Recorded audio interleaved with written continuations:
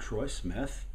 I'm a history professor at Tennessee Tech and a novelist. And for a couple of years now, I've been invited to lead a writer's workshop at the Foxleaf bookstore, which is at 24 West Broad in Cookeville. And the owner of the store has graciously allowed us to use this setting to do some interviews with local authors. And today I'm talking with Lucy Killebrew, who is a suspense novelist. Can you tell us a little bit about the books that you've written? Well, as you said, there's suspense. My character is Diamond Dust, whose mother happens to own a jewelry store and named her 5 daughters Diamond, Ruby, Jade, Amber, Pearl. And that's so it kind of has a little humorous tone to it. But Diamond is has been in prison for 15 years, and when she came out of prison, she started working for an attorney that was a friend of hers before she went to prison, and he gives her the cases of women that are in crisis to do the legwork, actually.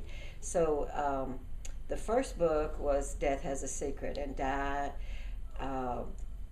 has a simple job of just going to the hospital, picking up the dog of a sort of a local icon that has walked the streets leading a little dog for 20, 30 years, and when that dog gets old and dies, it's replaced with an identical dog. And there's a lot of history around why she's walking the streets and why she behaves the way she behaves. But when she takes the dog back to the owner's brother, he hires Di to find out why his sister was traumatized. Something happened to her 30 years ago. So Di really isn't sure that she can take the case, but she does. And the story just is a page turner. I feel like you just can't wait to get to the end, which is why my first story is more of a novella than it is a thicker book, because when I was writing it, I wanted to hurry up and see how it would end. So it's a thinner book, but I think it's one of my best ones. After that one, we had the Halloween version of Diamond's Mysteries, which we have a copy of that, I believe, back here. Death Rides a Dark Horse. And, she said I could lift it. Death Rides a Dark Horse. And my sister helped me with this one. She's into the supernatural. And so one of the characters in the book is actually a ghost. And that was a lot of fun to write because I wrote with my sister, so I enjoyed that. And then we had the Christmas edition of Death and Three Wise Men, which is one of my favorites as well. So, did that answer all your questions? That answers the question. Those are the 3 books that you have. Those are 3. And I read just an excerpt tonight. It was a page turner. Thank you. I was really eager to find out what was going to happen next. Let me ask you this: the plots that you have, the legal sort of centric plots. Where do you come up with those? Well, I've worked with women in crisis for years, and most of them have been battered women, and Di's character, the character of Di, had gone to prison as her part in the death of her brother-in-law, who was an abusive man. And each of her characters her cases actually, I should say, are based on real Tennessee cases, thinly based, but they're still real cases. How did you come to start writing stories like this? Is this something that you had envisioned when you were younger that you would be doing? Actually, I never envisioned to be a writer, but I've always loved to write. I would, some little thing would just trigger. I thought, oh, that's so neat. I wonder why that happened. I wonder why that they're making, I might go to a craft show and I'll see a wind chime made out of Brazilian agathits or something like that. I say, well, that's odd. I wonder why they thought of that. And then it just, a story would be created, and I would write it and keep on writing it, and then I just really get into writing. But I never thought about actually selling anything. And then when my children came along, I would tell them stories all the time. And then when they get ready, they wouldn't hear the story again, and I'd start telling the story again, and they'd correct me. Mom, that's not the way it goes. And so then I started writing them down. I thought, well, this is fun writing them down. Your first editors. Yeah. So then I started drawing little pictures with them so I could show them as I write them down. So I have a box of children's stories that I just recently have dug out, and the owner of the bookstore, Miss Slocum, has been teaching me illustrator, so I plan to put some of these children's books into hard copies to pass out, and she's a great instructor. She really, really is. I'm excited about that. So, what was the point at which you did think that this is something that other people outside your family could read? My sister started reading some of them, and they're real supportive in my writing. And I had sent a manuscript to one of my sisters that lives in South Carolina, and she had said, she called me back. She said, "Oh, Lucy, did that really happen?" And I said, "Well, it's based on Tiny Faust. You remember her in town?" She said, "Yes." She said, I recognized her right away. And I said, "Well, I based it on that." And I said, "Of course, I kind of made up why she was traumatized." And I said, "So it really didn't happen." And she said, "Oh, I'm so glad." She said, "Because I couldn't hardly sleep. It was so scary." But my sister's afraid of Jurassic Park, so I didn't put too much stone. But my other sisters were real supportive, and because they enjoyed it, I just kept on, and I enjoyed it. It's relaxing, and I can be creative, and if somebody's hurt my feelings, I can make them the bad person. So I enjoy that a lot.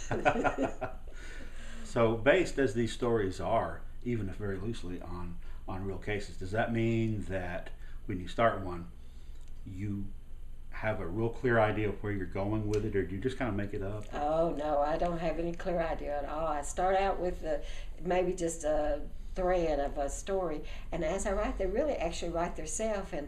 And one of my weakest points is word count, because I want to hurry up and get to the end and see how it's going to end. So I leave out the filler, that makes the book 300 or 400 pages long. So I'm just writing right away, and then after I'm through with it, I really don't want to go back and I call it ruin it by adding stuff that doesn't add to the mystery, like the champagne they drank or the flowers on the table and things like that. So, but the stories write themselves, and a lot of times I'm surprised. I'm thinking, okay, I'm gonna make him the killer, but at the end of the story, he's the nice guy. A lot of times. So it's a surprise to everybody. Yes, it is. Including the author. And it's relaxing to me. I love to, sometimes I get up at 3 o'clock at night, and I just can't sleep. And in fact, Death Has a Secret took me 3 days to write because I could not put it down. And I would get up and I'd write a little bit, and I'd lay down, take a nap, get up, write a little bit, lay down, take a nap. And in 3 days I was through, just like you would be. So when you say 3 days, you literally mean 3 whole days. I finished the book in 3 whole days, not day and night. I just couldn't finish it.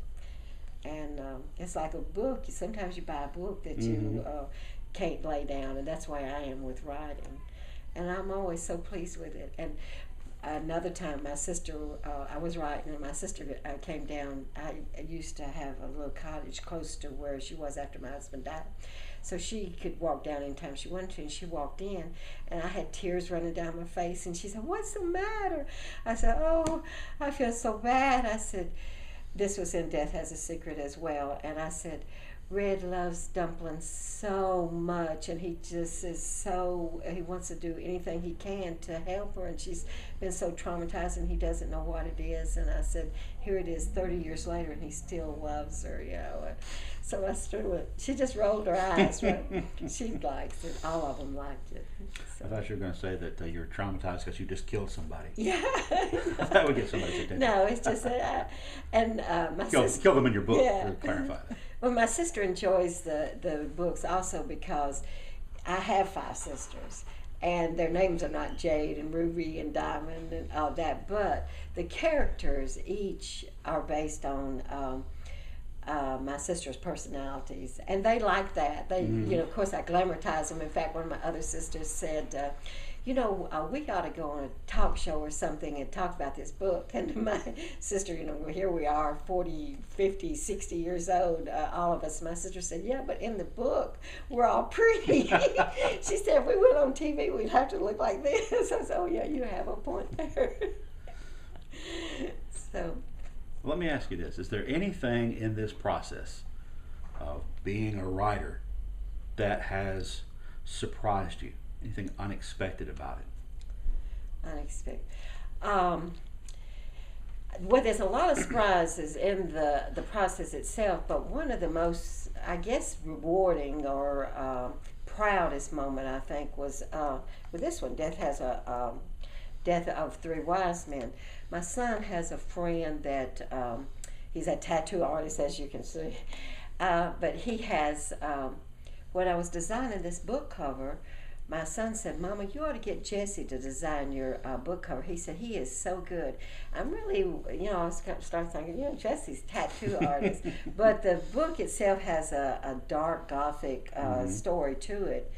And so I thought, well, I'll do that. So I had Jesse design it, and he was sweet as he could be. He was so easy to work with, and just a sweet child. Well, he wasn't a child, he's a grown man, but I still call him a child.